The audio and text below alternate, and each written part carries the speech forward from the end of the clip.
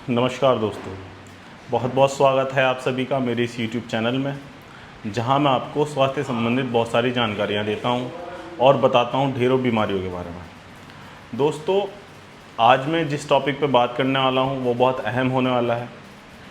आज मैं आपको कुछ ऐसे फूड आइटम्स बताऊंगा कुछ ऐसे होम रेमेडीज़ बताऊंगा जिससे आपका जो यूरिक एसिड का लेवल है, अगर आपका यूरिक एसिड बढ़ता है या उसका लेवल बढ़ता है, उसको कम करने में मदद करेगा।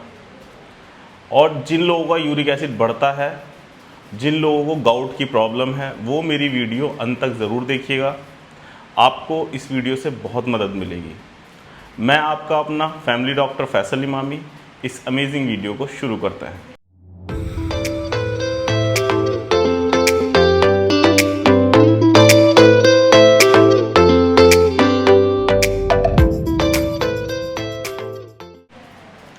दोस्तों, यूरिक एसिड के ब्लड में बढ़ने से हमारे जोड़ों में दर्द रहने लगता है।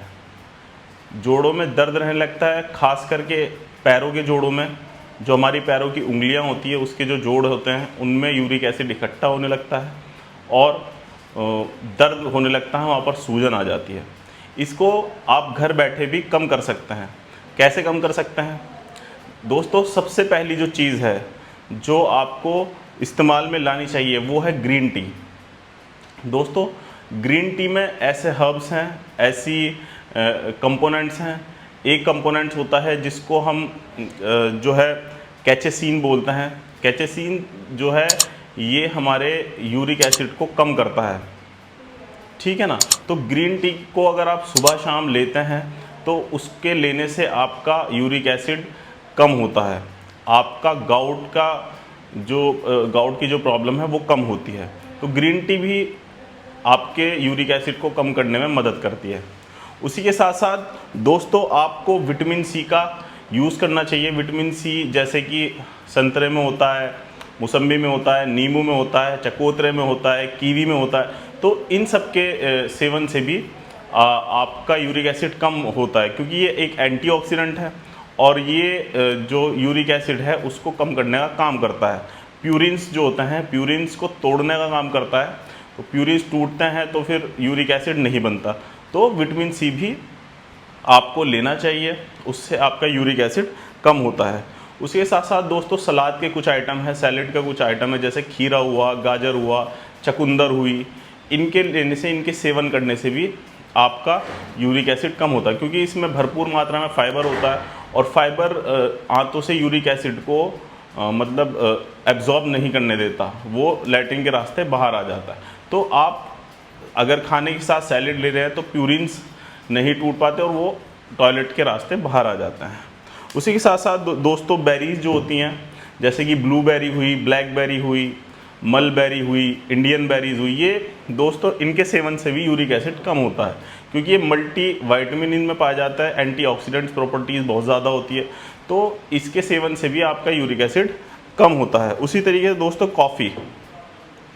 कॉफ़ी के सेवन से भी यूरिक एसिड कम होता है।